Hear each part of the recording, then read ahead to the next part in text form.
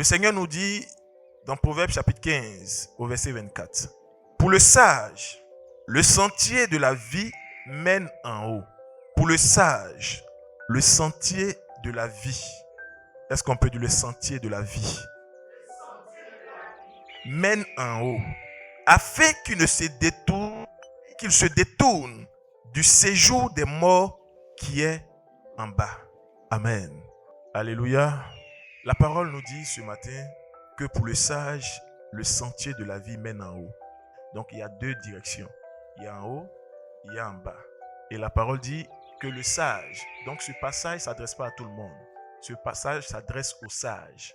Il dit que le sage, dans sa manière de marcher, dans sa manière de vivre, pour lui, le sentier de la vie, donc la voie qui mène à la vie, mène en haut. Alléluia. Mais pour l'autre, l'autre, c'est l'insensé. Le contraire du sage, c'est l'insensé. L'insensé, lui, pour lui, sa vie le conduit en bas. Amen. Et c'est de cela que le Père, à travers son esprit, veut nous parler en ce jour. C'est pourquoi nous allons prendre ce thème. Chaque jour, nous remontons au ciel. Chaque jour, nous remontons au ciel. Amen. Chaque jour, nous remontons au ciel. Chaque jour que le Seigneur nous donne de vivre une seconde sur la terre, nous remontons au ciel. Amen. Est-ce qu'on est ensemble? Chaque jour, nous remontons au ciel. Ce n'est pas les week-ends, mais c'est chaque jour. Dis à ton frère chaque jour. Ce n'est pas un jour par mois, mais c'est chaque jour que nous remontons au ciel. Alléluia. Il dit pour le sage, frère, reprenons la lecture, s'il te plaît. Proverbe chapitre 15, écoutons attentivement. Proverbe 15, verset 24. Pour le sage, le sentier de la vie mène en haut. Pour le sage, le sentier de la vie. Donc, son objectif de vie, sa mission de vie, le conduit en haut. Mais quand tu lèves ta tête, que tu entends en haut, tu as tendance tout de suite à regarder vers le ciel. Pour le sage, sa vie là, son objectif de vie, c'est en haut. Amen. Est-ce qu'on peut dire le sage? Oui. Afin qu'il se détourne du séjour des morts. Donc, la parole nous dit qu'il ne peut pas en même temps regarder en haut et puis regarder en bas. Ce sera problématique. Donc, quand il regarde en haut, il se détourne alors de ce qui est en bas. Dis à ton frère en haut. Amen. Gloire à Jésus-Christ. Mais qu'est-ce qu'il y a en haut? Parce que le Seigneur nous dit que chaque jour nous remontons au ciel. Qu'est-ce qu'il y a en haut? Tu es en pèlerinage sur la terre. Tu es assis présentement, tu es sur la terre. Où tu habites là, c'est sur la terre. Où tu travailles, c'est sur la terre. Là où tu vends là, c'est sur la terre. Amen. Le village duquel tu es sorti est sur la terre. La ville dans laquelle tu résides est sur la terre. Mais le Seigneur nous dit que le sage, il s'intéresse aux choses d'en haut. Mais qui est le sage? Amen. Qui est-ce que Dieu appelle le sage? Qui est-ce que Dieu appelle le sage? Gloire à Jésus-Christ. Et pourquoi le sage regarde en haut? Qu'est-ce qu'il fuit en bas?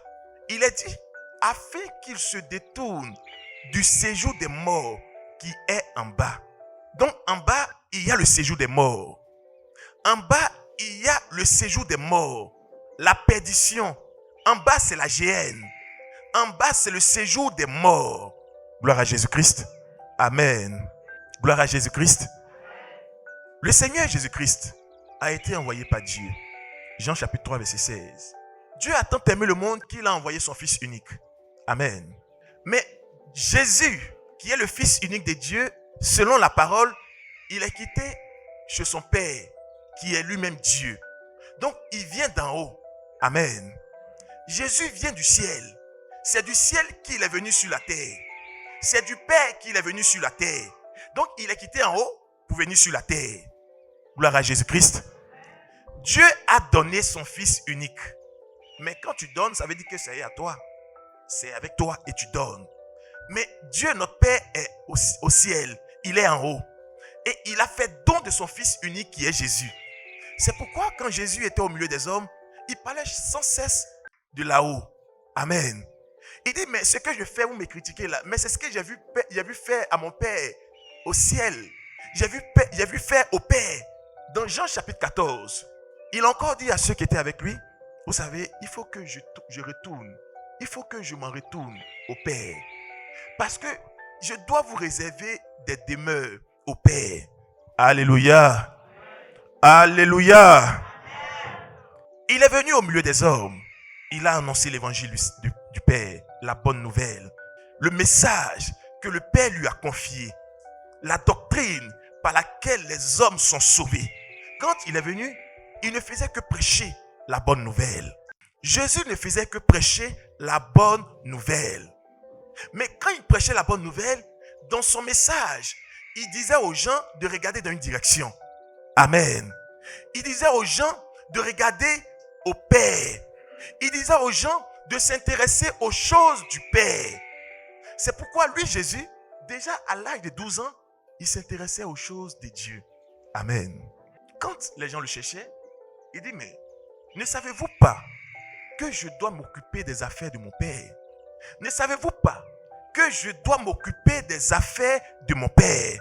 Car le royaume de Dieu n'est pas sur la terre, mais le royaume de Dieu, c'est Jésus-Christ. Et il est où? Il est dans les cieux. Amen. Il est venu sur la terre dans une forme humaine afin de nous passer un message. Gloire à Jésus-Christ. Dans Matthieu chapitre 16, quand il était avec ses disciples, il leur a dit, depuis je vous parle, mais voici que l'heure est venue pour moi de retourner. Amen. Il dit, l'heure est venue pour moi de retourner au Père. L'heure est venue pour moi de remonter de là où je viens. Mais les disciples étaient attristés. L'un parmi eux, Pierre, a pris Jésus de côté. Frère, Matthieu chapitre 16, on peut le lire. Il a pris Jésus de côté. Il lui a dit, mais attends, ce que tu racontes là, c'est dangereux, c'est compliqué. C'est inadmissible. Amen. Il a pris Jésus de côté. Matthieu 16, 21 à 23. Oui. Matthieu 16, 21 à 23. Dès lors, Jésus commença à faire connaître à ses disciples. Dès lors, Jésus commença à faire connaître à ses disciples. Oui. Qu'il fallait qu'il aille à Jérusalem. Qu'il fallait qu'il aille à Jérusalem. Mais pour faire quoi à Jérusalem? Oui. Qu'il souffre beaucoup. Qu'il souffrit beaucoup. Amen. Il fallait qu'il aille à Jérusalem pour faire quoi? Pour souffrir. Dis à ton frère la souffrance. Jésus appelle ses disciples et il leur dit, l'heure est venue pour que j'aille à Jérusalem. Pas en pèlerinage, pas en villégiature, mais je dois aller à Jérusalem parce que l'heure est venue pour moi de souffrir. Mais je ne vous parle pas d'une souffrance après laquelle je reviendrai vers vous. Non, mais cette souffrance va me conduire à la mort. Amen. Oui. Qu'il souffre beaucoup. Oui. De la part des anciens, des principaux sacrificateurs. Il dit, je dois souffrir de la part des anciens, des principaux sacrificateurs. Mais ce sont des hommes de Dieu. Il disait, et ça a été rappelé dans Matthieu 25, 27 au verset 1, il devait souffrir de la part des anciens, des principaux sacrificateurs. En d'autres termes, de la part des hommes de Dieu. Car ce sont les religieux qui ont fait souffrir et tuer Jésus. Amen. Donc Jésus annonce d'avance ce qui devait arriver. Il dit, il faut que je souffre à Jérusalem. Mais voici ceux qui me feront souffrir.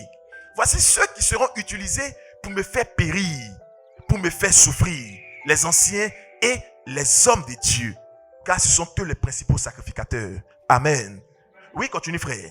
Qu'il soit mis à mort. Qu'il soit mis à mort. Donc, il était en train de leur dire que je devais mourir. Est-ce que tu es avec moi? Si tu es avec moi, dis Amen fortement. Jésus dit à son peuple qu'il écoutait, l'heure est venue pour que j'aille souffrir à Jérusalem. L'heure est venue pour que j'aille à Jérusalem. Et que cette souffrance me conduise à la mort. Oui. Et qu'il ressuscite le troisième jour. Et qu'il ressuscite le troisième jour. Il dit, quand je mourrai, viendra ensuite la résurrection. Est-ce qu'on peut dire la résurrection? Oui. Pierre, l'ayant pris à part. Pierre l'a pris à part. Pierre a dit, Jésus, pardon, viens, je te vois une minute. Oui. Se mit à le reprendre et dit. Donc Pierre s'est mis à reprendre Jésus. Pierre s'est mis à faire des reproches à Jésus. Mais qu'est-ce qu'il a dit d'aussi grave qui a poussé Pierre à lui faire des reproches? Oui. À Dieu.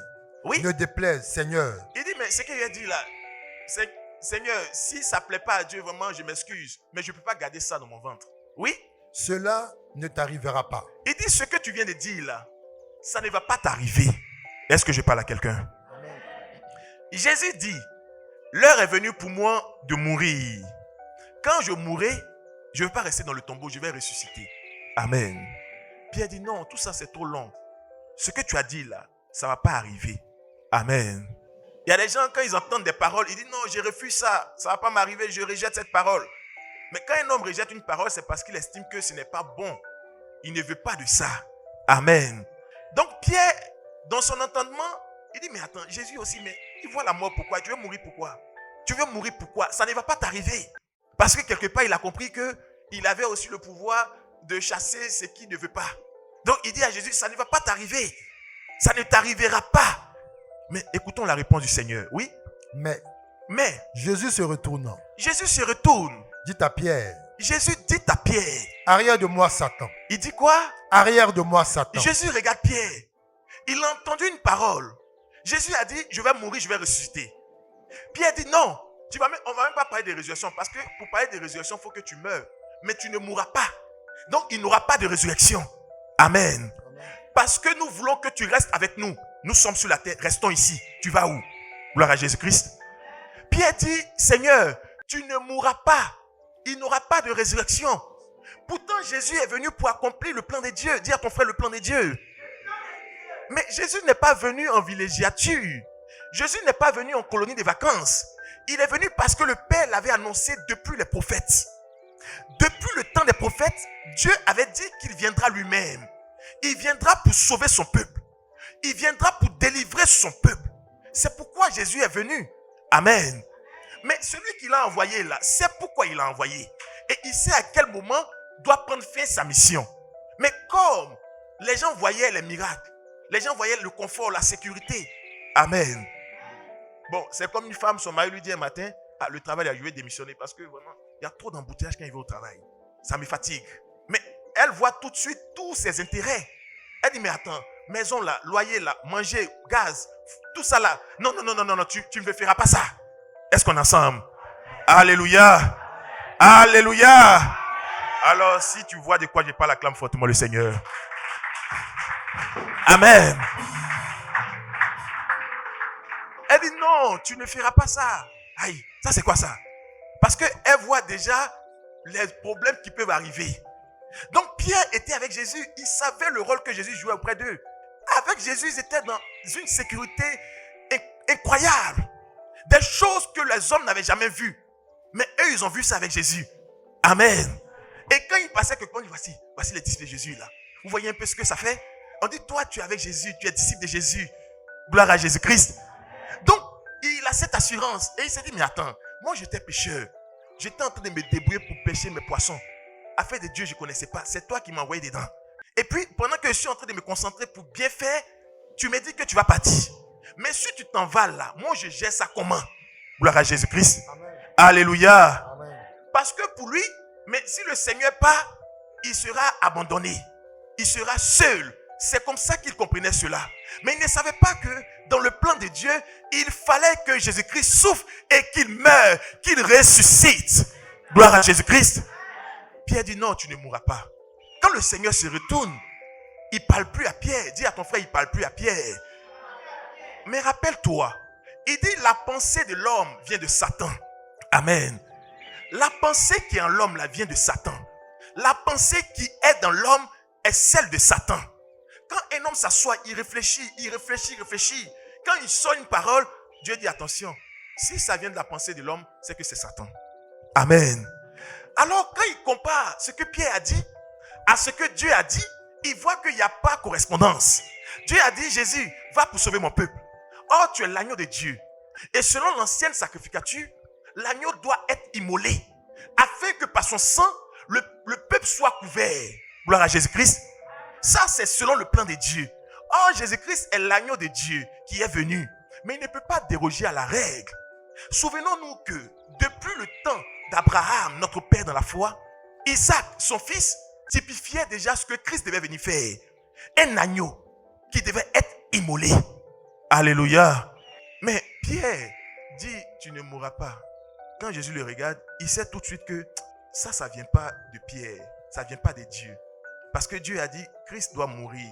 Il doit ensuite ressusciter. Mais il entend une voix qui dit, tu ne mourras pas. Amen. Toute voix qui s'oppose à celle de Dieu vient du Satan.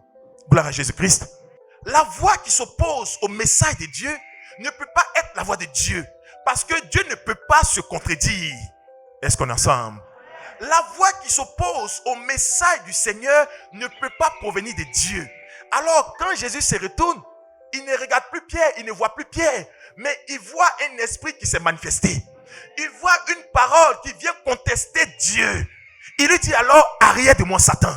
Amen. Alléluia. Il lui dit, arrière de moi Satan. Parce que tu ne veux pas que le plan de Dieu s'accomplisse. Cette pensée n'est pas de Dieu. Cette pensée n'est pas de Dieu. Car la pensée de Dieu, c'est que le Christ doit souffrir, il doit mourir. Et quand il meurt, il doit ressusciter. Dis à ton frère la résurrection. Alléluia. Mais ça, beaucoup ne veulent pas entendre ça aujourd'hui.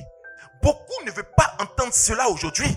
Mais si Christ lui-même, il n'a pas hésité. Pierre, son propre gars, son gars sûr, il n'a pas hésité à corriger ce qui était mal placé. Mais aujourd'hui, est-ce que les hommes acceptent la correction du Seigneur? Gloire à Jésus-Christ. Est-ce que les hommes aujourd'hui acceptent la correction du Seigneur? Il dit chaque jour, nous remontons au ciel. Chaque jour, nous remontons au ciel. Mais pour remonter au ciel, il a fallu que Jésus-Christ soit sur la terre, qu'il souffre, qu'il meure, qu'il ressuscite et ensuite qu'il monte au Père. Alléluia. Oh, Jésus-Christ est le modèle. Dis à ton frère le modèle. Dis à ton frère le modèle. Alléluia. Frère, nous allons prendre Luc chapitre 6, verset 40. Jésus-Christ est le modèle, il est le maître. Et nous sommes ses disciples. Mais lui, le maître, pour remonter au ciel, il a fallu qu'il souffre sur la terre, qu'il meure sur la terre, qu'il ressuscite. Et ensuite, il y a eu l'ascension au Père. Il y a eu l'ascension au Père. Amen. La présence sur la terre, premier élément. La souffrance jusqu'à la mort, deuxième élément. La résurrection après la mort, troisième élément. Et ensuite, l'ascension au Père. Voici le plan que le modèle a laissé. Quand tu entends modèle, ça veut dire ce qu'on doit regarder pour copier. Dis à ton frère le modèle. Lisons frère. Luc 6, verset 40. Luc 6, verset 40. Le disciple Le disciple. n'est pas plus que le maître. Le disciple, c'est qui? Le disciple, c'est tous ceux qui croient en Jésus-Christ, qui le suivent. Donc, tu es disciple du Seigneur. Mais écoutons ce que la parole dit. La parole dit que le disciple n'est pas plus grand que le maître. Or, le maître, c'est Jésus-Christ. Amen. Oui? Mais Mais tout disciple accompli le disciple accompli. sera comme son maître. Donc, Amen. si tu as vu le maître, il est l'objectif de fait du disciple. Le disciple doit travailler à atteindre le niveau du maître. Mais il ne dépassera pas le maître. Amen. Mais il doit être comme le maître. Dis à ton frère, comme le maître. Mais le maître, c'est Jésus. Quand il est venu sur la terre, il n'a pas cherché à faire un plan de retraite sur la terre.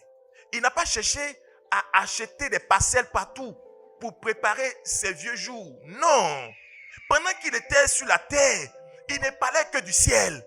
Il ne parlait que du ciel. Il ne parlait que du ciel. Amen. Pendant qu'il était même au plus fort de son ministère, il disait encore, l'heure est venue pour que je remonte. Mais les hommes disent, mais attends, tu es dans ton heure de gloire, il faut profiter, hein? Profite. Mais ça, c'est l'entendement de l'homme. Mais Jésus, il trouvait que c'était déjà l'heure de retourner. Gloire à Jésus-Christ. Amen. Mais les hommes ne pouvaient pas accepter cela. Ils disent, mais attends, on a des patriarches qui font 50 ans, 60 ans. Toi, tu as à peine fait 3 ans, tu dis, tu veux partir. Mais il y a quoi là-bas et puis tu es pressé d'y aller? Dis à ton frère, je suis de passage. Alléluia. Alléluia. Le disciple n'est pas plus grand que son maître. Le disciple accompli. Vous voyez, il y a 2 thèmes importants que nous devons intégrer dans notre compréhension. Il dit, le disciple n'est pas plus grand que son maître. Et il ajoute un qualificatif. Le disciple accompli. Dis à ton frère, le disciple accompli. Il y a disciple et puis il y a disciple accompli. Amen. Le disciple, mais j'ai accepté Jésus. Tu es disciple. Mais est-ce que tu es disciple accompli? Amen. Parce que le disciple accompli, c'est celui qui est comme le maître. Le disciple accompli, il est comme le maître. Ce que le maître a fait, c'est ce qu'il fait. Alléluia. Beaucoup courent au Seigneur pour être des disciples. Mais ce n'est pas la finalité.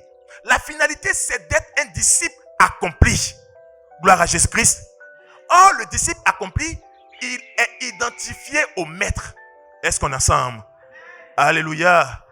Le disciple accompli, il s'identifie au maître parce qu'il est semblable au maître. Quand tu le vois, tu as vu le maître. Dis à ton frère, un disciple accompli. Donc, si les disciples accomplis, ça veut dire que de même que le maître avait les regards tournés vers le ciel, de même également le disciple accompli a les regards tournés vers le ciel. De même que le maître avait soif de retourner au Père, de même le disciple accompli, chaque jour, il remonte au ciel. Amen. Chaque jour, il remonte au ciel. Chaque jour, il remonte au ciel. Dis à ton frère, remontons au ciel. Mais remonter au ciel, c'est toute une attitude, toute une démarche. Remonter au ciel, c'est un mode de vie. Amen. Remonter au ciel, ce n'est pas une chanson. Ce n'est pas juste des paroles en l'air. Mais c'est une attitude, c'est un sacerdoce. C'est un engagement. C'est un mode de vie. Amen. Gloire à Jésus-Christ. C'est pourquoi il nous dit ce matin, chaque jour, nous remontons au ciel. Alléluia. Alléluia. Alléluia. Est-ce que tu es avec moi? Si tu es avec moi, acclame fortement le Seigneur.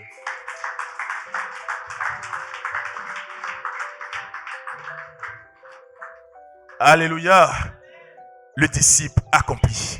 Le Seigneur parle à des disciples accomplis ce matin. Le disciple accompli. Est-ce qu'on peut dire le disciple accompli?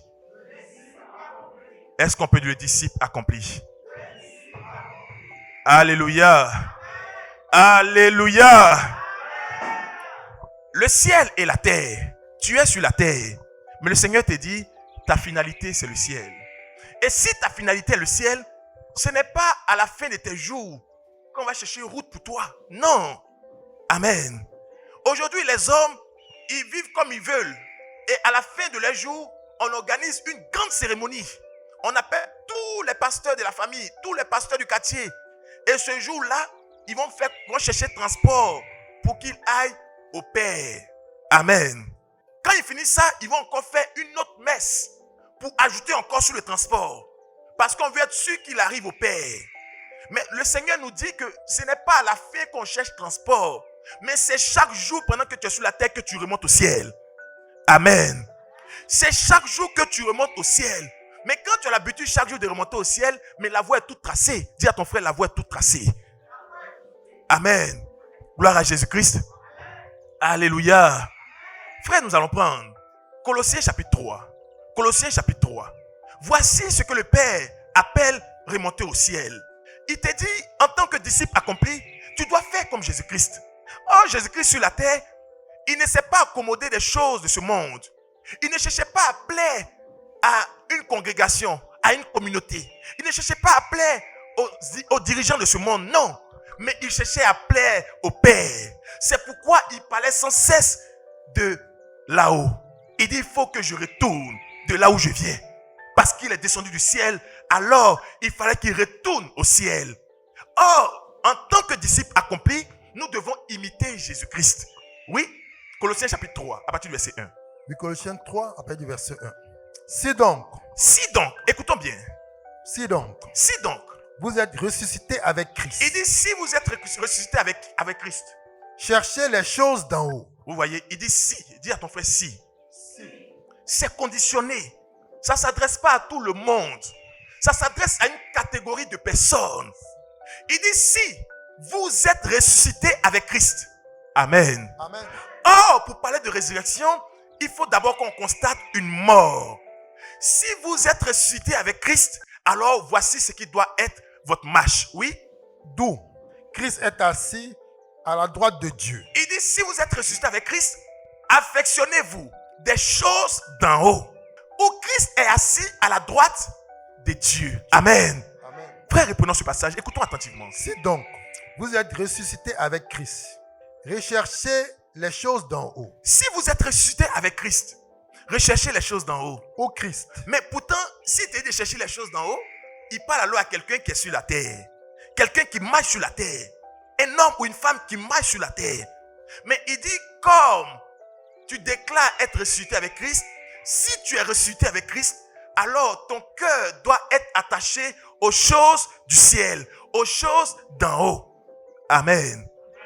Ton cœur doit être attaché aux choses d'en haut.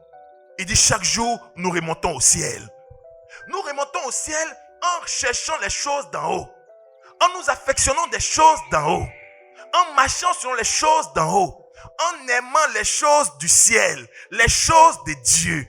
Amen. Amen. Mais ça parle et ça s'adresse aux hommes qui sont ressuscités avec Christ. Oui, continue frère. Où Christ est assis à la droite de Dieu. Où Christ est assis à la droite de Dieu. On prépare Romains chapitre 6. Et on verra à quel moment on est ressuscité avec Christ. Si vous êtes ressuscité avec Christ, votre marche doit être alors de chercher les choses d'en haut. De vous affectionner des choses d'en haut. D'avoir les mêmes sentiments qui étaient en Jésus-Christ. D'aimer les choses de Dieu. Terminons Colossiens chapitre 3. On n'a pas fini. Oui? Affectionnez-vous aux choses d'en haut. Affectionnez-vous aux choses d'en haut. Et non à celles qui sont sur la terre. Ah bon? Donc il y a deux types de choses auxquelles un homme sera confronté. Les choses d'en haut et les choses qui sont sur la terre. Dis à ton frère les choses d'en haut. Les choses d'en bas. Voici les deux choses auxquelles tu seras confronté.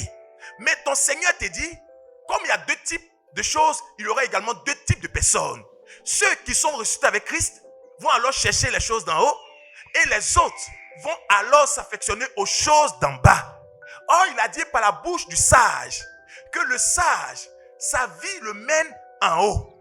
Parce qu'en bas, il y a le séjour des morts. Il y a la ruine, il y a la peste, il y a la perdition dans les choses d'en bas. C'est pourquoi il dit, si vous êtes ressuscité avec Christ, voici ce qui doit être votre marche. Vous devez chaque jour remonter au ciel. Mais comment je remonte au ciel? En cherchant les choses d'en haut. En vivant pour les choses d'en haut. En le faisant, je manifeste alors ce que Christ a manifesté. Là, le disciple accompli sera comme son maître. Alléluia. Est-ce que je parle à des disciples accomplis ce matin? Frère, faisons la lecture. Oui? Romains chapitre 6. Commençons au verset 2. Loin de là, nous qui sommes morts au péché. Nous qui sommes morts au péché. Comment vivons-nous encore dans le péché? Amen. Nous qui sommes morts au péché. Nous qui avons tourné le dos aux choses de ce monde. Mais comment vivons-nous encore selon ce monde? Oui? Ignorez-vous que nous tous qui avons été baptisés en Jésus-Christ. Il dit, est-ce que vous avez oublié? Vous oubliez ou quoi? Ou bien qu'est-ce qui se passe? Ignorez-vous que tous ceux, que nous qui sommes baptisés en Jésus-Christ, nous tous qui sommes baptisés en Jésus-Christ, dis à ton frère baptisé en Jésus-Christ. Baptisé en Jésus-Christ. Oui, frère. C'est en sa mort que nous avons été baptisés. Il dit nous tous qui sommes baptisés en Jésus-Christ. Il n'a pas dit baptisé dans le nom d'un prophète. Non. Baptisé en Jésus-Christ. Amen. Donc, les ressuscités dont il est question, c'est ceux qui sont baptisés en Jésus-Christ. Pas baptisés au nom du Père, du Fils et du Saint-Esprit. Non. Mais baptisés en Jésus-Christ. Amen. Baptisés au nom de Jésus-Christ. Alléluia.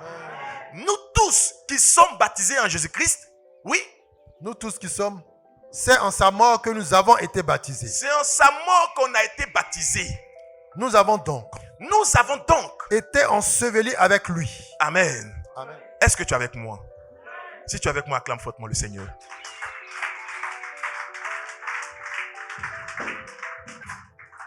Alléluia. Suivons attentivement, frères et sœurs. Le Seigneur nous parle, le Seigneur nous dit ce matin et nous donne un message extrêmement important. Parce que nous vivons avec un objectif. Tu vis, quel est ton objectif de vie? C'est de ça qu'il est question. Alléluia. Si l'église aujourd'hui ne sait pas quel est son but de vie, elle sera la proie de tous les diseurs de bonne aventure. Amen. Aujourd'hui dans l'église, les hommes ont abandonné la doctrine de Jésus-Christ pour s'accrocher à des coachings de vie. Amen. Aujourd'hui dans l'église, les hommes préfèrent se présenter comme des coachs professionnels plutôt que d'annoncer l'évangile. Pourquoi? Parce qu'ils veulent s'attacher aux choses d'en bas. Et la confusion règne aujourd'hui dans l'église. C'est pourquoi il faut suivre attentivement ce message. Alléluia. Il est question de ta destinée. Il est question du salut de ton âme. Qu'est-ce qui t'intéresse? Où se trouve ton trésor? Amen. Est-ce qu'on est ensemble? Regardons aujourd'hui dans l'église. Regarde autour de toi. La plupart de ces hommes de Dieu sont aujourd'hui des coachs professionnels. Ils ne parlent que des choses d'en bas. Ils ne vivent que pour les choses d'en bas. Ils ne mettent en avant que les choses d'en bas. Alléluia. Et on veut faire croire que c'est le chemin par lequel il faut passer pour être sauvé. Au point où ceux qui n'ont même pas de quoi s'acheter une voiture estiment qu'ils sont de minables serviteurs. Pourquoi? Parce que l'ivraie s'est répandue.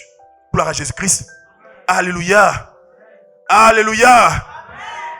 J'entendais un jour un homme qui disait, mais voici cet homme de Dieu là, c'est ma promotion. On a commencé ensemble. Mais regarde aujourd'hui. Regarde, il a commencé son ministère. Ah, ça va chez lui. Donc quand il m'invite, même j'ai honte d'aller parce que ça va trop chez lui. Donc moi, je suis en train de chercher à ce que pour moi aussi marche. Amen. C'est aujourd'hui ça qui pullule dans les lieux de prière. Où des hommes pensent que adorer Dieu et servir le Seigneur, c'est la course à la richesse. Non. Amen. Alléluia. C'est pourquoi il te dit, il y a deux choses. On ne suit pas les deux choses. On ne coupe pas derrière les deux choses. Mais ceux qui sont résistants en Christ vont chercher les choses d'en haut. Ceux qui ne sont pas résistants en Christ, donc qui sont de ce monde, vont chercher les choses de ce monde. La démarcation. Est-ce que tu es avec moi ce matin? Alléluia. Alors sois attentif et écoute ce message. Ton Seigneur veut que tu sois dans une grande assurance. Il veut te libérer et te délivrer ce matin de tout ce qui venait créer la confusion. Amen. Gloire à Jésus-Christ. Frère, reprenons la lecture. Écoutons attentivement. Oui. Nous avons donc été ensevelis avec lui par le baptême en sa mort. Si tu as été baptisé en Jésus-Christ, la parole dit que tu as été enseveli, c'est-à-dire que tu as été enterré, tu as été mis dans le tombeau avec Jésus-Christ en sa mort. Donc quand il mourait là, on dit le tombeau est vide. Il dit tu étais avec lui aussi. Parce que pour monter au ciel, il faut d'abord qu'on constate que tu es sur la terre, première chose. Il faut qu'on constate que tu es mort. Il faut qu'on constate que tu es ressuscité. C'est en ce moment que tu peux remonter au ciel. Amen. Est-ce qu'on est ensemble? Alors c'est le modèle, c'est le chemin par lequel le modèle que Jésus-Christ est passé. Amen. Et c'est ce modèle que nous imitons. C'est pourquoi il dit, il ne te demande pas d'aller prendre un couteau pour t'égorger, pour dire il va mourir d'abord. Non. Quand il mourait là, tu es mort avec lui. Par le fait que tu l'aies accepté par le baptême. Tu es mort avec lui. Tu as été enterré avec lui. Pour tous ceux qui sont baptisés en Jésus-Christ. Gloire à Jésus-Christ. Alors, si tu as été enterré avec lui, est-ce que tu es resté dans le tombeau? Continue, frère. Afin que, comme Christ est ressuscité des morts. Est-ce que tu es avec moi? Amen. Comme Christ est ressuscité des morts. Par la gloire du Père. Ah bon? Donc Christ n'est pas resté dans le tombeau. Sinon, il ne serait pas réparti au Père. Il est ressuscité des morts. Christ est ressuscité des morts. Dis à ton frère, Christ est ressuscité. Il n'est pas resté à la mort, mais il est ressuscité. Beaucoup parlent de Jésus aujourd'hui, mais ils ne veulent pas ressusciter. Il dit, tu es mort au péché. Toi, tu luttes encore ça avec lui. Tu es mort aux choses du monde, mais tu luttes ça encore. Dis à ton frère, accepte la résurrection. Parce que après la résurrection vient l'ascension au Père. Oh, tu dois remonter chaque jour au Père. Alléluia.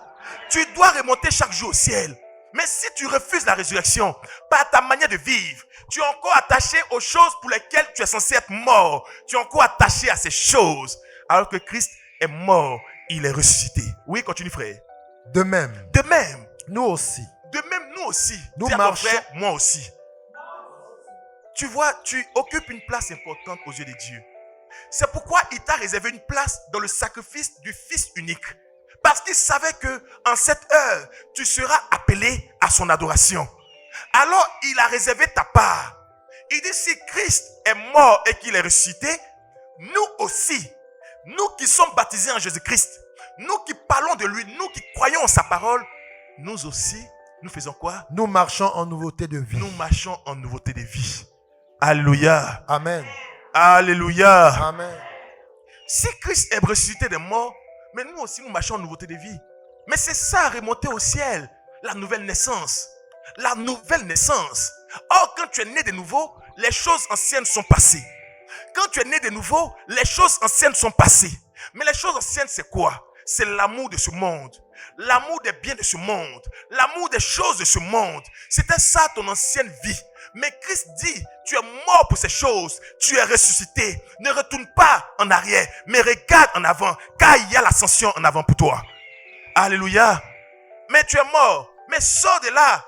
Accepte la résurrection afin que tu montes au ciel. Alléluia. Mais il dit pour cela, est-ce que tu acceptes les choses d'en haut?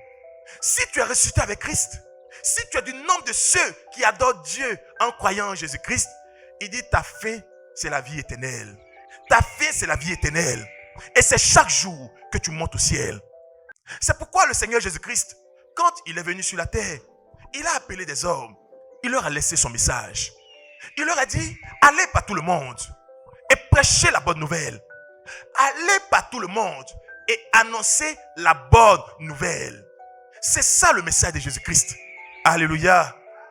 Le message de Jésus-Christ, c'est de dire aux hommes, laissez tout ce qui est ici. Il y a bonne chose en haut. Allez en haut. C'est ça la bonne nouvelle. Mais les hommes ne veulent pas cela. Parce qu'ils estiment que ce qui est dans leur ventre là, c'est ça qui est pour eux.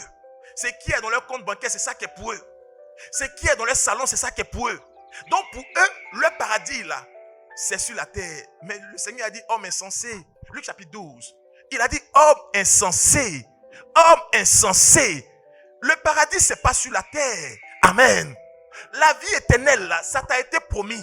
C'est pourquoi tu dois t'empresser de retourner au ciel pour entrer pleinement dans les faveurs de la vie éternelle. Mais les hommes disent, non, je suis trop à l'aise ici. Le travail que je fais, là, je suis trop à l'aise.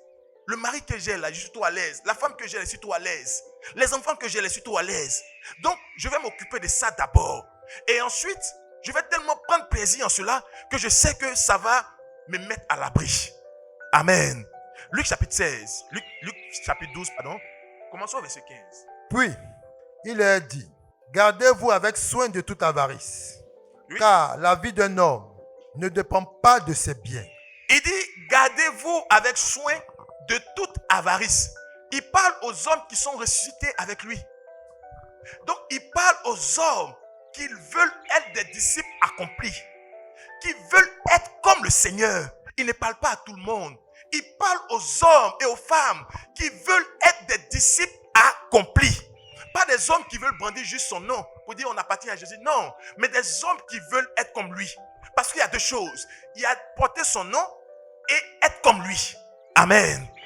Des femmes ont dit non, nous on veut porter seulement ton nom. C'est tout. Qu'on nous appelle Madame Tan. Sinon, pour tout ce qui est du manger, du bois, là, on va se gérer nous-mêmes. Mais Jésus dit non, le disciple accompli, il ne cherche pas juste le nom, mais il est à l'image du maître. Alléluia. Alors, il dit, gardez-vous de toute avarice. Dis à ton frère l'avarice. C'est un démon. Les gens pensent que non, c'est les Agnis, c'est les gourous, c'est les Chinois. Non, c'est un démon. Amen. Ce n'est pas lié à une ethnie. C'est un esprit, c'est un démon. Alléluia. Il dit, gardez-vous de toute avarice. Est-ce qu'on est ensemble? Mais Dieu envoie son fils et puis regardez le conseil qu'il donne. Il parle d'avarice. Parce que c'est un piège qui conduit plusieurs à s'accrocher aux choses d'en bas et à s'éloigner de la vie éternelle. Alléluia.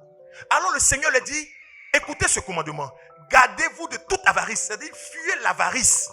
Or, l'avarice, c'est quoi? Ce que j'ai amassé là, je vais garder. Ça sera beaucoup. Et puis un jour, il a compté, il a pris en photo, il a gardé. Il a dit, j'ai beaucoup d'argent. C'est l'avarice. L'avarice, c'est quoi? Ce que j'ai là, j'aime trop ça que je ne veux pas dépenser. Il y en a qui ont l'argent su et puis ils ont faim. L'avarice, c'est un démon. Amen. Il a l'argent dans sa poche.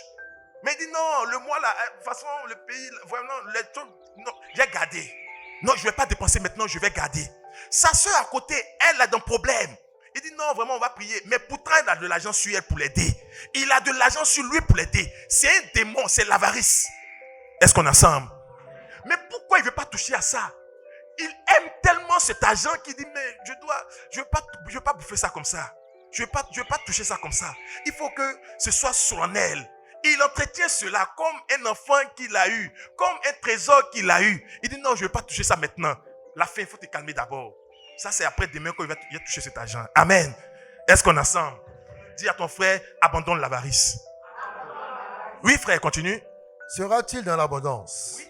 Et il leur dit cette parabole. Les terres d'un homme riche avaient beaucoup rapporté. Oui. Et il raisonnait en lui-même, disant, que ferai-je? Car je n'ai pas de place pour serrer ma récolte. Un instant, frère. Est-ce que tu es avec moi? Tiens-toi debout et acclame fortement le Seigneur.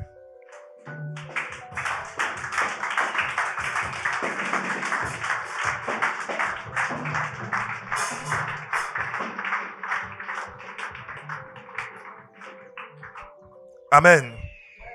On a parlé de l'avarice. Certains, peut-être, comprennent cela de façon légère. Amen. Mais nous savons que tout ce que le Seigneur a dit pour nous, c'est un commandement. Dis à ton frère un commandement. Il dit, gardez-vous de l'avarice. Maintenant, il va expliquer comment ça se manifeste. Amen. Parce que s'il en a parlé, c'est pour que nous puissions nous préserver. Nous avons un objectif de vie. Pour remonter au ciel, tu dois savoir qu'est-ce qui t'empêche de remonter au ciel. Qu'est-ce qui t'empêche chaque jour de remonter au ciel? Et voici un indice. Il dit l'avarice. Continue, frère, on peut s'asseoir? Oui. Je reprends. Et il leur dit cette parabole. Le Seigneur dit cette parabole. Les terres d'un homme riche. Les terres d'un homme riche. Avaient beaucoup rapporté. Les terres d'un homme riche avaient beaucoup rapporté. Et il raisonnait en lui-même, disant. Les terres d'un homme riche. Dis à ton frère, un homme riche. Ah, mais qui veut pas être riche? Alléluia. Les terres d'un homme riche. Aujourd'hui, c'est la course à la richesse. Alléluia. Les terres d'un homme riche. Aujourd'hui, c'est la course à la popularité. Les terres d'un homme riche avaient beaucoup rapporté. Oui? Que ferai-je? Il se pose la question, il dit, bon, attends, il faut que je commence à réfléchir parce que l'argent, ça devient beaucoup. Qu'est-ce que je vais faire de toute cette récolte? Oui? Car je n'ai pas de place pour serrer ma récolte. Mais ma maison même est trop petite. Mon grenier est trop petit pour ma récolte. Mais mon compte bancaire même là, c'est trop petit. Ma carte magnétique là, c'est trop limité. Je dois déplafonner. Parce que l'argent est trop. Oui? Voici ce qu'il a eu comme réponse. Dit-il. Quand il s'est posé la question, voici l'idée qui lui a traversé l'esprit. Oui? Voici, dit-il, ce que je ferai. J'abattrai mes greniers. Il dit, je vais casser mes greniers parce que c'est trop petit. J'en bâtirai de plus grands. Je vais construire un grenier plus grand. J'y amasserai toute ma récolte et tous mes biens. Je vais garder dans cet endroit toute ma récolte et mes biens. Et je dirai à mon âme. Et quand j'aurai fini de faire ça, j'ai constaté que j'ai beaucoup d'argent. Je vais prendre photo. J'ai gardé. J'ai appelé les gens, viens voir un peu. J'ai beaucoup d'argent. On m'appelle le boss. Ah, dis quelque chose, donne-moi quelque chose. Et quand je vais constater cela, je vais dire, voilà, tout le monde maintenant sait que je suis un boss. J'ai beaucoup d'argent. En ce moment-là, je vais parler maintenant à mon âme. Écoutons attentivement, frères et sœurs. Oui? Mon âme. Il dit, je dirai à mon âme, mon âme. Mon âme. Mon âme. Tu as beaucoup de biens en réserve. Écoutez ce qu'il dit. Il dit à son âme, tu as beaucoup de biens en réserve. Oui? Pour plusieurs années. Tu peux encore vivre longtemps. Repose-toi. Il dit quoi? Repose-toi. Mange. Il dit à son âme, repose-toi. Donc lui-même dit à son âme, repose en paix. Amen. Il dit à son âme, repose-toi. Est-ce qu'on est ensemble? Parce que pour lui, le repos de son âme là consiste à amasser beaucoup d'argent sur la terre. Est-ce qu'on est ensemble? Amen. Donc comme il a beaucoup d'argent, on l'appelle le boss, le papatier, l'homme riche. Comme il passe, les gens se couchent, ils marchent sur eux. Quand il doit marcher quelque part, s'il n'y a pas de tapis rouge, il ne passe pas. On dit, ah, le prophète est arrivé, le pasteur est arrivé.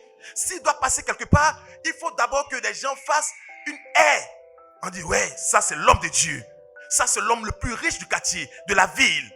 Il dit, bon, quand je constate toute cette popularité, tout ce pouvoir que me donnent les biens que j'ai, pas la parole de Dieu, pas l'adoration, mais les biens que j'ai, en ce moment-là, il dit à mon âme, mais affaire de Dieu, là, on fait quoi ça? Mais il me dit, c'est un programme, il y a un homme de Dieu, Zérigbe. Mais j'ai fait quoi avec ce qu'il m'a dit? Moi, j'ai déjà d'argent, j'ai déjà beaucoup d'argent. Mais on dit, il y a quoi? Il y a veillé. J'ai fait quoi avec veiller? Mais j'ai déjà de l'argent.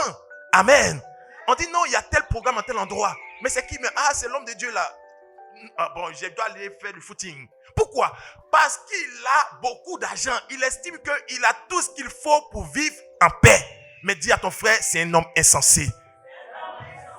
Quand cet homme a dit cela, voici la réponse du Seigneur. Oui? Mais Dieu lui dit. Dieu lui a dit. Insensé. Il a dit quoi? Insensé. Il a dit quoi? Insensé. Est-ce qu'on peut dire insensé? Insensé. Le contraire d'insensé, c'est sage.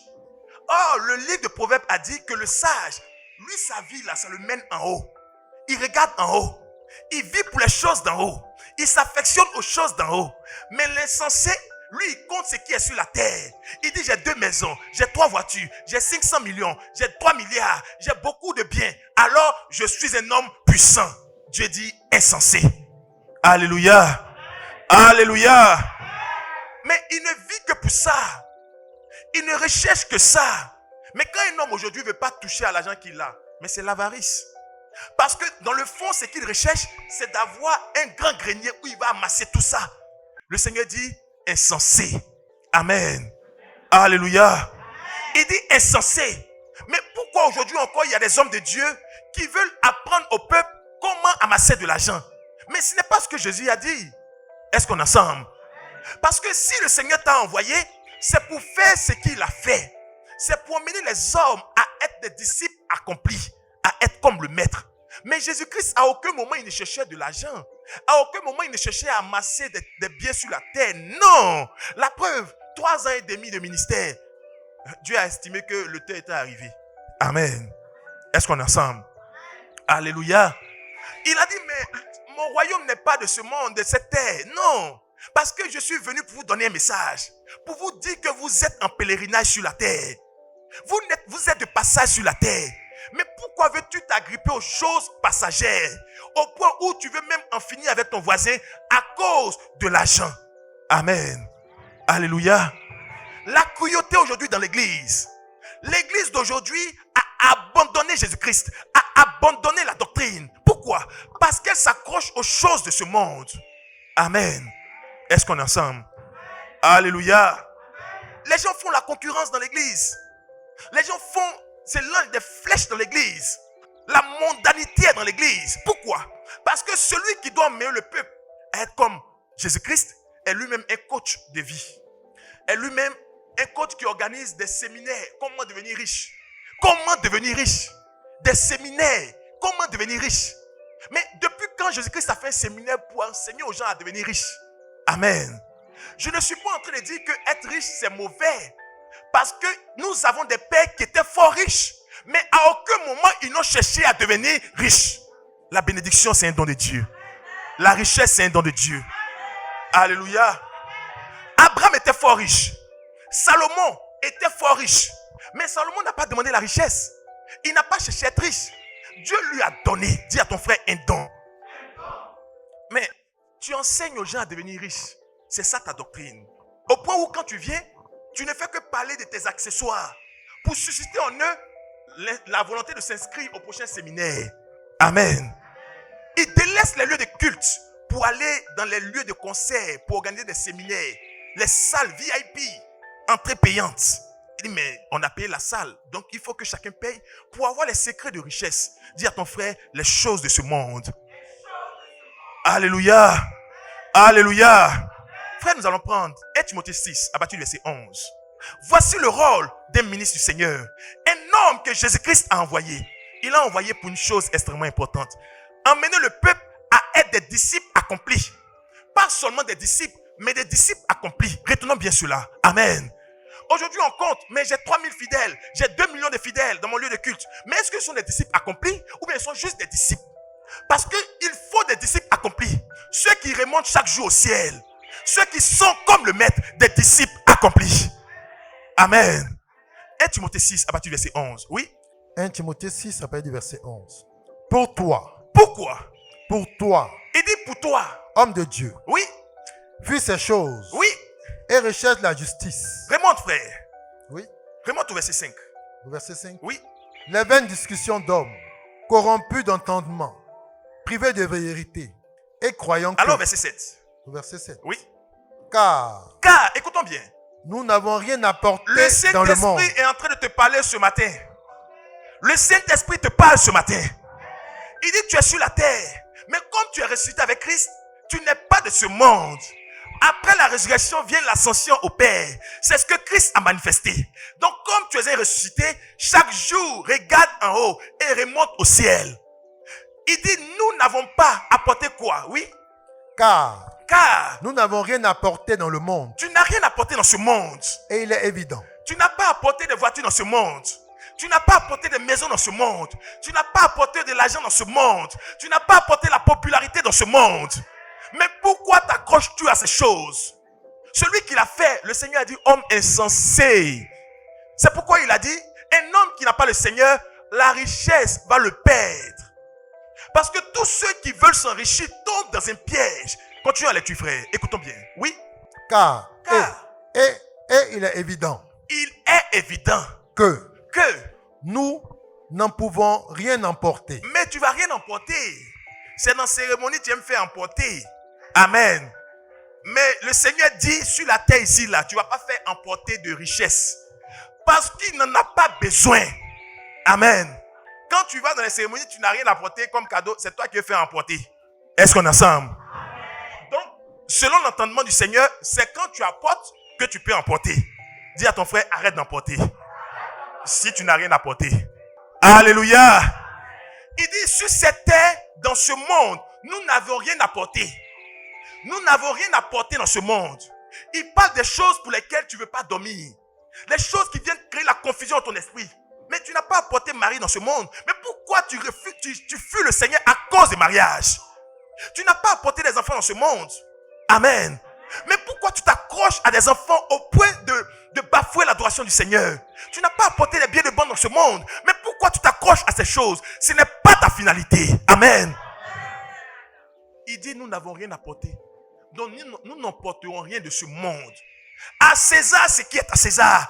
À Dieu ce qui est à Dieu. Amen. Laisse à César ce qui est à César. Laisse à Pharaon ce qui est à Pharaon. Laisse à l'Égypte ce qui est à l'Égypte. Toi sors et n'emporte rien d'Égypte. Amen. Est-ce qu'on est ensemble? Ne cache rien dans ta poche. Ne cache rien dans ton boubou. Laisse tout de ce monde et remonte. Remonte tel que tu es venu. Remonte avec la puissance de Dieu, la gloire de Dieu. Alléluia. C'est ça notre héritage. Mais tu te bats chaque jour. Tu bouscules les gens chaque jour. Tu es un homme corrompu chaque jour. Pourquoi? Parce que, mais c'est la fin du mois, c'est la rentrée. Si tu ne fais pas ça, il y a quoi? Mais tu es un corrompu. Amen. Est-ce qu'on est ensemble? Tu es un corrompu. Parce que c'est la rentrée, alors tu cours après l'argent de ce monde au point d'être un corrompu. Au point d'être un mamailleur. Mais ce n'est pas pour les fils du royaume. Est-ce qu'on est ensemble? Alors, remonter au ciel chaque jour, c'est notre marche de tous les jours. Comment tu vis tous les jours? Comment tu marches tous les jours? Comment tu adores le Seigneur tous les jours? Alléluia. Certains attendent la fin de leur vie. Mais c'est trop tard, le train est déjà passé. Toi, tu dois aller en voyage. Tu sais que ticket là, on ne gagne pas comme ça. C'est rare. Dis à ton frère, c'est rare. Parce qu'il a dit dans Matthieu chapitre 7 qu'il y a peu de personnes qui ont ticket. Peu de personnes qui le trouvent. Peu de personnes qui trouvent la porte et qui entrent. Peu. Ça veut dire que ce ticket-là, ça ne coupe pas les rues. Au lieu de chercher à prendre ton ticket à l'avance, toi, c'est à la fin. C'est-à-dire que tu n'es même pas là. Tu es couché dans quatre planches. C'est en ce moment qu'à chercher le ticket pour toi. Mais toi, tu es foutu il y a longtemps. Amen. C'est de ton vivant que tu cherches ton ticket. En remontant chaque jour au ciel. Écoutons la lecture, frère. Oui. Si donc. Il dit si donc. Nous avons la nourriture. Si j'ai la nourriture, il dit si. Dis à ton frère si. Il dit si. Il n'a pas dit quand. Il dit si. Condition. Dis à ton frère une condition. Parce que quand on met si là, ça veut dire que ça peut arriver, ça peut ne pas arriver. Oui. Et le vêtement, cela nous suffira. Est-ce que tu es avec moi? Est-ce que tu es avec moi? Si tu es avec moi, dis Amen. Le Seigneur dit, dans ce monde-là, on n'a rien à porter. Donc, on ne doit pas lutter pour chercher à emporter quelque chose. Parce qu'on a une autre mission. Amen. Par contre, il ajoute un élément. Il dit si. Oui. Si donc. Si donc. Nous avons la nourriture et le vêtement, cela nous suffira. Si nous avons la nourriture et le vêtement, ça suffira. Père, ta grâce me suffit. Amen. Si nous avons, il dit si, donc tu peux ne même pas en avoir. Il ne faut pas aller faire palabre. Est-ce qu'on est ensemble? Si nous avons le vêtement et la nourriture, cela nous suffit. Parce que à chaque jour suffit sa peine. Alléluia. Amen. Toi, tu veux avoir boulangerie. Il dit non, si tu as eu un morceau de pain, cela te suffit. Mais pourquoi tu t'en contentes pas? Et pour cela, tu veux aller obtenir la plus belle maison au point où tu bafoues l'adoration de ton Seigneur. Parce que celui, et on le verra tout à l'heure, celui qui cherche à amasser les biens va finir par dire un jour à son âme, ah, je suis arrivé, hein, vraiment, je suis un boss. Mon âme, repose-toi. Il dit insensé. Continue, frère. Mais ceux qui veulent s'enrichir tombent dans la tentation. Alors le Seigneur nous appelle à nous contenter du nécessaire. C'est pourquoi l'homme sage a dit, Père, donne-moi ce qui m'est nécessaire. Je ne cherche pas à être trop riche. Donne-moi ce qui m'est nécessaire. Dis à ton frère le nécessaire. Donne-moi ce qui m'est nécessaire. Mais si c'est de ta volonté que j'ai 2000 francs par jour, mais c'est dans 2000 francs là je vais payer mon loyer. C'est dedans que je vais manger comme tu le désires. C'est dedans que je vais m'entretenir comme tu le veux. Alors ça s'appelle le nécessaire. Alléluia. Parce que celui qui demande autre chose que le nécessaire devient fanfaron. Il devient avare. Il devient cupide. Et il se livre à la perdition. Il dit tous ceux qui veulent s'enrichir. Oui, continue frère. Tombent dans la tentation. Tombent dans la tentation. Dans le piège. Un instant frère. Ceux qui veulent s'enrichir tombent dans la tentation. Nous l'avons dit. Nous avons des pères dans la foi. Abraham est notre père dans la foi. Il était fort riche. Amen. Dieu ne dit pas qu'un homme qui est riche est condamné. Non. Dieu n'est pas contre la richesse. Alléluia. Mais il parle à l'état d'esprit des hommes. Dans quel état d'esprit ils vivent? Celui qui court à la richesse montre alors qu'il n'est pas de Dieu. Amen. Mais celui qui est riche peut l'avoir été par la grâce du Seigneur. Et ça se constate dans sa manière de vivre. C'est pourquoi nous disons sur la parole que Abraham était fort riche. Il n'était pas très riche, mais il était fort riche. Ça dépasse même très. Il était fort riche. Mais à aucun moment, il n'a fait des jeûnes pour être riche. À aucun moment, il n'est allé dans les séminaires pour devenir riche. Non. Pourquoi? Parce que tous ceux qui veulent s'enrichir tombent dans le piège de la tentation. Dis à ton frère la tentation. Il y a la tentation quand tu veux être riche. Tu as ouvert un magasin et tu dis, ah mais moi il faut que j'ai le meilleur magasin du pays. Mais qu'est-ce qu'il faut faire pour avoir le meilleur magasin du pays? Pourtant, ce que tu as ouvert là, c'est par la grâce du Seigneur. Et il t'a béni. Il t'a donné le nécessaire pour faire ce qui est nécessaire. Tu dis non, mais comme ça marche là, je veux être le meilleur magasin, il faut qu'on parle de moi partout. Donc tu commences à entrer maintenant dans les réseaux. J'ai rentré dans quel réseau pour avoir le meilleur magasin? J'ai rentré dans quel réseau pour amplifier mes activités? Alléluia. Je vais aller voir qui pour mettre beaucoup, pour amplifier mon activité. Voici comment certains tombent dans la tentation. Amen. Parce qu'en voulant être riche, c'est le dimanche ou le samedi ou le vendredi, le jour du temps du Seigneur là. C'est à 18h, 19h où tu dois prier là. C'est là que tu auras la plus grande commande. Ils vont t'appeler. Viens, je vais commander ça. Pourquoi? Parce qu'en ton cœur, tu as désiré être très riche. Tu demandes ça chaque jour et tu es omnubilé par ça. Alors qu'est-ce que le diable fait? Il t'envoie alors la distraction, la tentation. Alléluia. Tu as dit, ah mais Seigneur, c'est toi-même qui m'a donné ce commerce. Hein? Donc si c'est ce dimanche matin là, le partenaire qui est cherché depuis là, on dit il vient à Abidjan à cause de moi. Il est à l'aéroport. Aujourd'hui dimanche là, son avion descend aujourd'hui. Seigneur, vraiment tu sais que dans mon cœur je t'aime. Donc je vais le rencontrer. De toute façon je vais suivre en direct. Amen. Mais quand tu regardes là, toi-même tu sais en ton cœur que tu es en train de t'attacher aux choses du monde. Amen. Mais si c'est ainsi que tu vis, mais tu es en train de mettre en péril ton salut. Tu es en train de mettre en péril l'état de ton âme. Pourquoi? Parce que tu ne vis plus pour le Seigneur, mais tu le mets de côté à cause d'un avantage. Il dit affectionnez-vous des choses d'en haut. Chaque jour nous devons remonter au ciel. Mais ça aura des sacrifices, ça aura des conséquences. Mais est-ce que tu es prêt à accepter cela? Continue frère. Et dans beaucoup de désirs insensés. Il dit ceux qui veulent s'enrichir tombent dans beaucoup de désirs insensés. Oui. Et pernicieux qui plongent les hommes dans la ruine et dans la perdition. Il les plonge dans la ruine et dans la perdition. Le désir d'être riche. Le désir d'être riche. Amen. Il y en a qui ont perdu la vie parce qu'ils voulaient être riches. Il y a des jeunes qui ont voulu avoir des millions, mais ils sont devenus fous. Plein sont dans les rues. Parce qu'ils ont voulu coûte que coûte avoir des millions. Pour ça, ils sont allés suivre des mauvais conseillers. Parce qu'ils voulaient être riches. La richesse, c'est un don de Dieu. Dis à ton frère, c'est un don de Dieu. Ça ne se demande pas, ça ne se réclame pas. Toi, demande le nécessaire. Si Dieu a prévu que tu sois riche, mais il fera comme Abraham, comme Salomon. Salomon n'a pas demandé la richesse. Salomon a dit, Seigneur, donne-moi la sagesse. Il dit, ah bon, c'est ce que tu as demandé? Bon, j'ajoute richesse. Dis à ton frère, Dieu donne selon son plan. Oui, vas-y frère.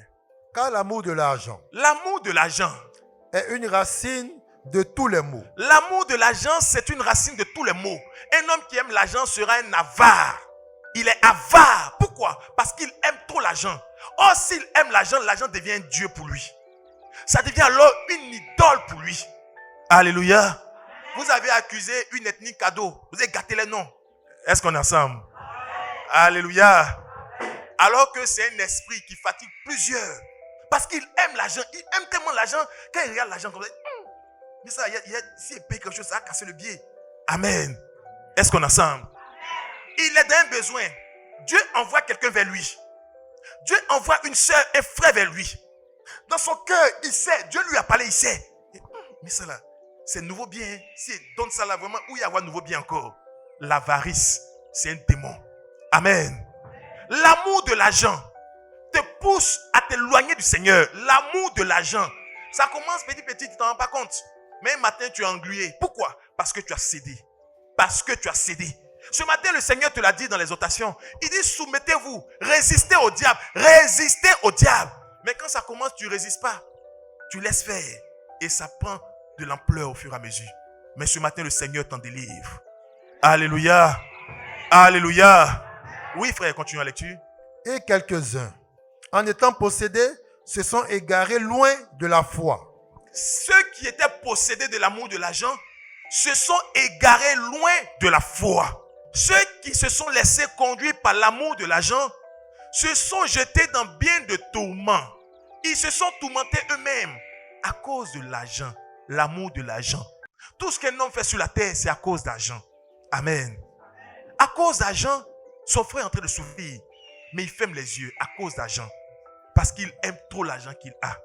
À cause des biens de ce monde, il voit sa soeur, il est en train de la combattre à cause d'un poste. Il dit, on doit nommer quelqu'un, ça il faut qu'on se lutte, hein. Vraiment à la guerre comme à la guerre, à cause d'un bien, à cause d'un poste, l'amour de l'argent. Parce que la finalité c'est d'avoir un gros salaire. Mais quand tu as fini de faire ça, quel est l'état de ton âme? Amen. Est-ce qu'on est ensemble? Tu cours, ah Dieu m'a béni, mais à quel prix tu as eu ça? Qu'est-ce que tu as fait? Alléluia. Notre Seigneur n'est pas un receleur pour réceptionner tout ce qui est fruit de cupidité, d'avarice. Non. C'est pourquoi il dit chaque jour. Ce n'est pas un bilan pour dire on va attendre à la fin du mois pour remonter au ciel ou à la fin de l'année. Non. Mais c'est chaque jour que tu remontes au ciel. Parce que chaque jour, tu dois t'examiner, examiner ta marche et te rassurer que tu es conforme au maître. En tout point, tu dois être conforme au maître. Alléluia. Oui, frère, continuons. Pour toi. Pour toi. Homme de Dieu. Il dit pour toi, homme de Dieu. Il n'a pas dit coach. Coach, non. Il dit homme de Dieu. Un homme de Dieu, c'est celui qui annonce l'évangile de Jésus-Christ. Pour toi, homme de Dieu, oui. Fuis ces choses. Vous voyez ce qu'il dit? Le Seigneur dit à ses serviteurs, toi, homme de Dieu, il faut fuir ces choses-là. L'amour de l'argent, il faut fuir ça. Mais il dit non, je ne fuis pas. Je vais même créer une école, un séminaire pour apprendre aux gens à devenir riches. Mais il dit, toi, tu dois fuir ça. Or, si tu fuis cela, le peuple va apprendre à travers toi comment fuir ces choses. Alléluia. Alléluia. Est-ce qu'on est ensemble? Est-ce qu'on est ensemble? Il y en a qui organisent des cultes fashion. Une fois, j'ai vu sur Internet. Culte fashion. Amen. Ce jour-là, on dit tout le monde sur son dernier qatar. Est-ce qu'on est ensemble? Tu vois des hommes de Dieu qui mettent des chaînes sur les vêtements ostentatoires. Des signes ostentatoires de richesse. Et avec des descriptions qui suivent. Mais il dit ça, c'est la mondanité. Parce qu'en le faisant, il y a quelqu'un derrière qui n'a même pas pu avoir 1000 francs. Mais tu es en train de créer la mort dans son âme. Parce qu'il aura l'impression qu'il est un maudit. Pourquoi? Parce que tu lui présentes que ta chaîne en or incrustée de diamants là, c'est un signe de bénédiction pour toi. Mais s'il n'a pas cela, ça veut dire que lui n'est pas béni aussi. Il dit fuis ces choses. Alléluia. Amen. Si un homme de Dieu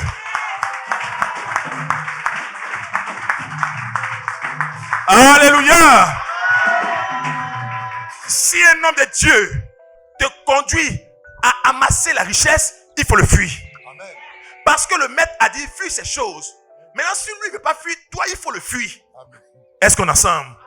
Si un homme de Dieu te dit que parce que tu n'as pas tel niveau de salaire, alors tu es moins qui rien, il faut le fuir. Alléluia. Parce que la vie d'un homme ne dépend pas des biens qu'il a. La vie d'un homme ne dépend pas du type de vêtements qu'il a porté. Non. Si Dieu t'a fait la grâce d'acheter un vêtement d'un tel montant, mais ce n'est pas ça le problème. Mais c'est le fait que tu divulgues le montant et que tu en fasses une publicité, tu deviens alors un mondain. Est-ce qu'on est ensemble? Alléluia. Bon, si tu vis quelque part où là-bas on vend une chemise à 30 000, mais il faut que tu achètes une chemise. Mais c'est quand on vend à côté de toi, tu achètes à 30 000. Mais quand tu arrives quelque part que tu te rends compte que les gens portent des chemises de 2 000, mais est-ce que c'est écrit sur ta chemise que c'est 30 000? Mais le problème, c'est quand tu commences à en parler en disant, mais tu m'habilles dans tel endroit, ça coûte 30 000, alors tu commences à montrer de qui tu es fils. Alléluia. C'est ça, être fanfaron. Être fanfaron, c'est faire la publicité des biens qu'on a. Tu es fanfaron. Et les fanfarons n'auront pas part à la vie éternelle. C'est pourquoi il dit, répands-toi aujourd'hui même. Remonte au ciel aujourd'hui même. Parce que chaque jour, tu dois t'attendre au retour du Seigneur. Mais s'il venait aujourd'hui, est-ce que tu es prêt à remonter avec lui? C'est pourquoi il dit, chaque jour, nous devons remonter au ciel. Alléluia.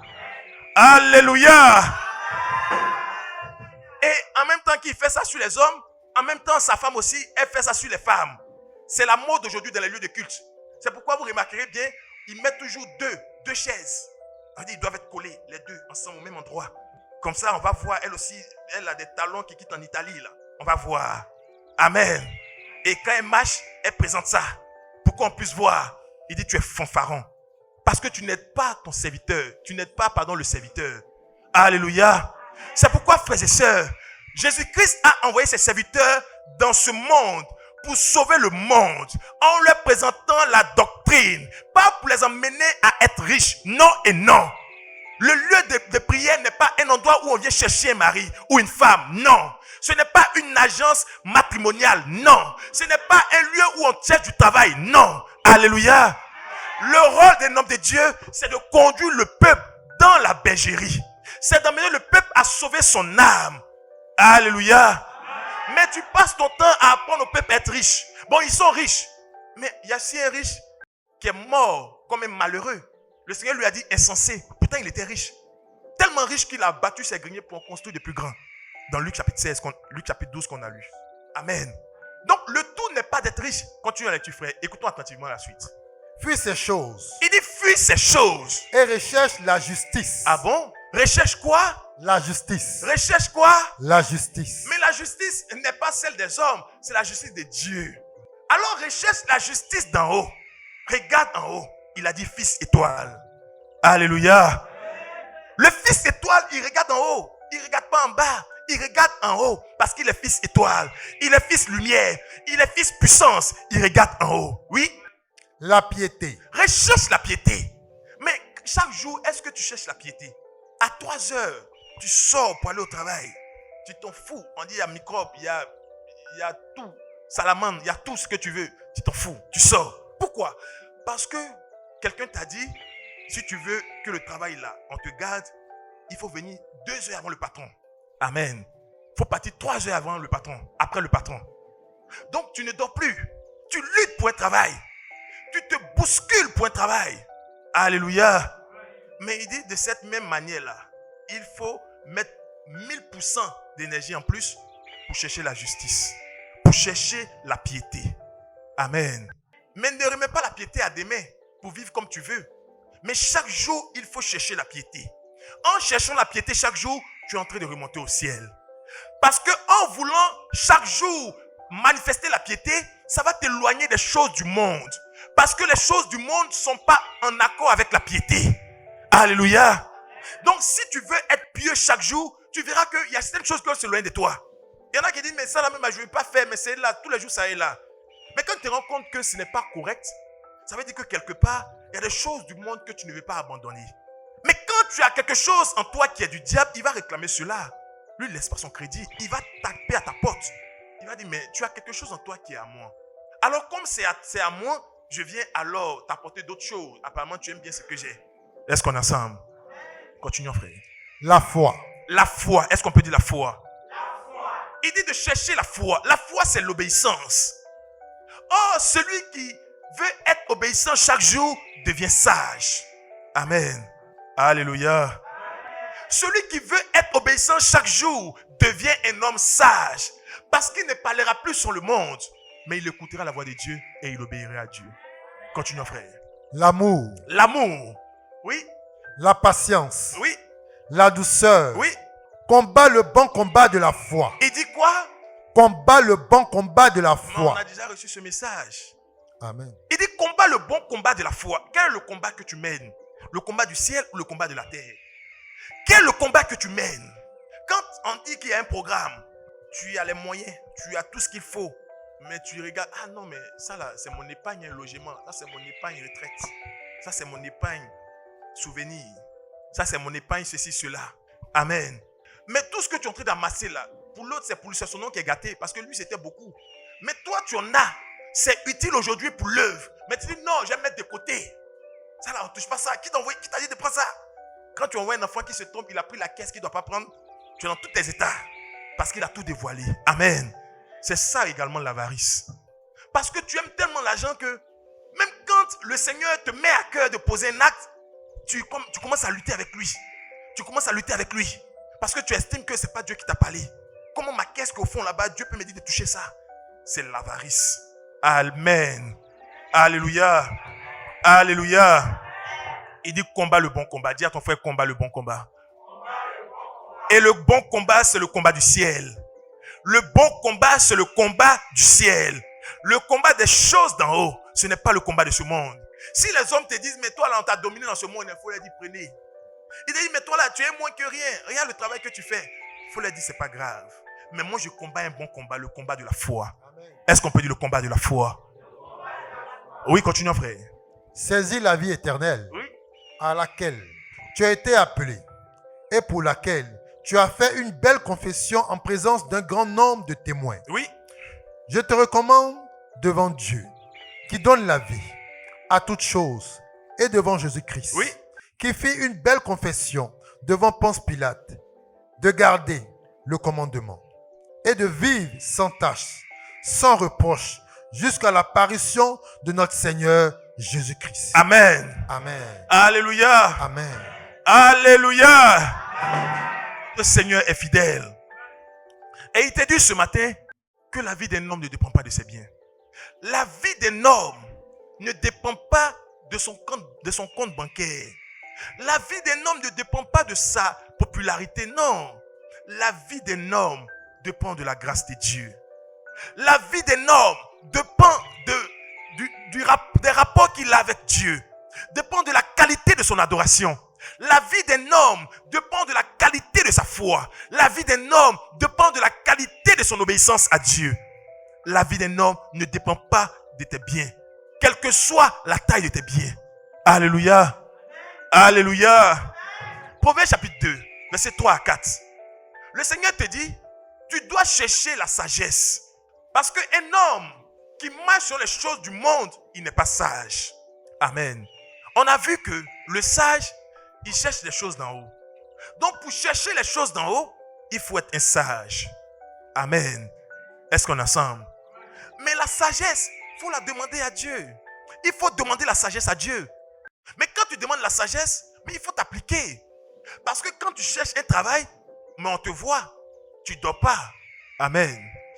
On dit, tu peux faire quoi? Tu dis, je suis polyvalent. Tu ne veux même pas laisser le boulot passer. Je peux tout faire. On dit, mais tu as dit que tu es maçon, non? Il dit, oui, mais je peux faire menuiserie aussi. Parce que pour le travail, il est prêt à tout. Est-ce qu'on est ensemble?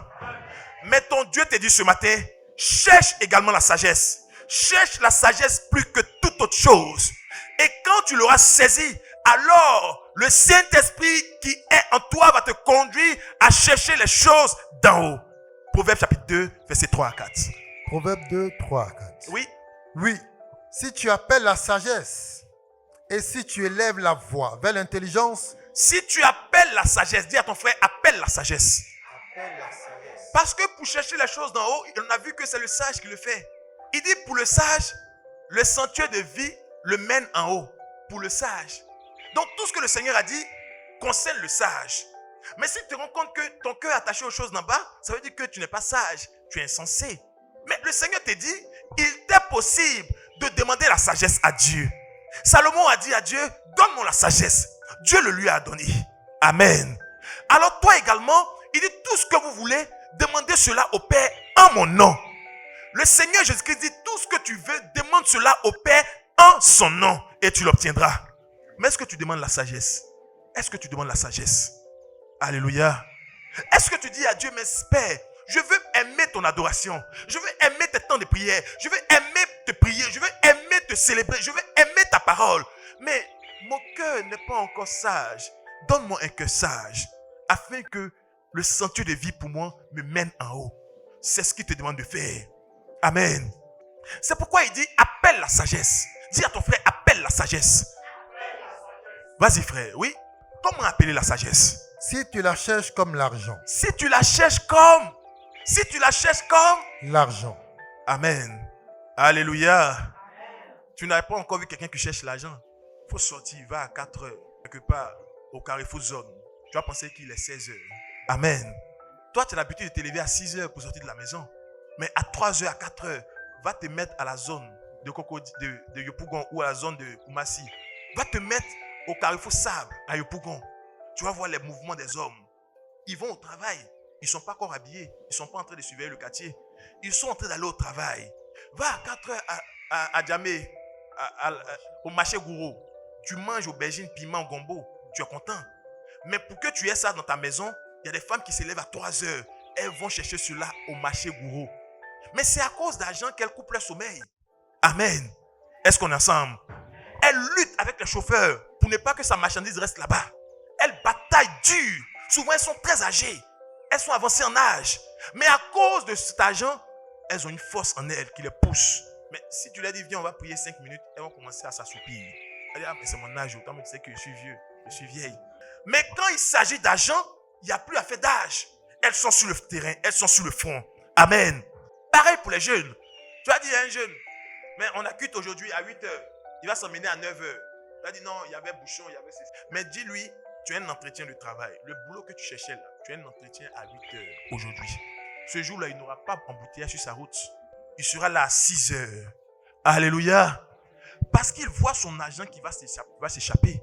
Alors le Seigneur dit, appelle la sagesse et recherche-la comme tu cherches l'argent là. Dieu te voit quand tu cherches l'argent. Tu débordes d'énergie. Tu débordes d'ingéniosité. Tu débordes de techniques pour chercher l'argent.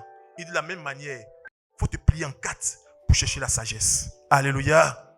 Est-ce qu'on peut dire la sagesse? Allons-y frère. Si tu la poursuis comme un trésor. Si tu la poursuis comme un trésor. Est-ce qu'on peut dire un trésor? Est-ce qu'on peut dire un trésor? Un trésor. Oh, là où est ton trésor, là sera ton cœur. Mais ton trésor, il est où? Dans le ciel ou sur la terre? Là où est ton trésor, là sera ton cœur. Quel est ton trésor? C'est la maison, c'est le mariage, c'est l'enfant, c'est la voiture, c'est le travail, c'est la promotion, ton trésor. Mais c'est normal. Si c'est ton trésor, c'est normal que tu sois attaché au monde. Mais si ton trésor, c'est le paradis, la vie éternelle, alors ton cœur sera tourné vers le ciel. Alléluia. Et chaque jour, tu vas t'examiner pour voir, mais est-ce qu'il n'y a pas quelque chose qui dérange mon salut? Est-ce qu'il n'y a pas quelque chose qui dérange mon trésor? Alléluia. Il dit, où est ton trésor? Où se trouve ton trésor? Où se trouve ton trésor? Qu'est-ce qui a de la valeur à tes yeux aujourd'hui? Qu'est-ce qui t'intéresse aujourd'hui? Alléluia. Qu'est-ce qui est plus cher à tes yeux aujourd'hui? L'amour du monde ou l'amour des choses de Dieu? Ton Père te dit en ce jour, aime-le. Aime-le de tout ton cœur. On a terminé la lecture. Alléluia. Il dit, appelle la sagesse. Appelle la sagesse. Est-ce que tu es avec moi? Il veut que tu appelles la sagesse. Oui?